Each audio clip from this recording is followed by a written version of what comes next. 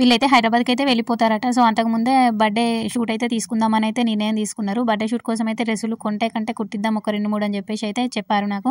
So అర్జెంట్గా గంగాధర వెళ్ళి అయితే క్లాతులు తెచ్చాను. అది వెళ్ళిన సుమంజలి షాపింగ్ మాల్ గురించి కూడా మీకైతే వీడియో అప్లోడ్ చేశాను కదా, చూసే ఉంటారు. ఇంతకుముందు అప్లోడ్ చేసిన వీడియోలోనైతే ఆ డ్రెస్ చూసారు కదా, అదైతే రెడీమేడ్ క్లాత్ అయితే తీసుకున్నాను. ఇప్పుడు నేను కుట్టేదైతే శారీ అనండి. శారీ తీసుకొని ట్విన్నింగ్ అనమాట, మదర్కి డాటర్కి ఇంకా 2 డ్రెస్సులు అయితే ఇంకా కూడా డ్రెస్ అయితే సింపుల్గా అనిపిస్తుందని నేనైతే ఒక ఫ్లవర్ అయితే రెడీ చేస్తున్నారు. ఈ ఫ్లవర్ ఎలా రెడీ చేశాను అనేది మీకు కావాలనుకుంటే కామెంట్ చేయండి. నేను దాని గురించి ఇంకొక వీడియోని అయితే అప్లోడ్ చేస్తాను.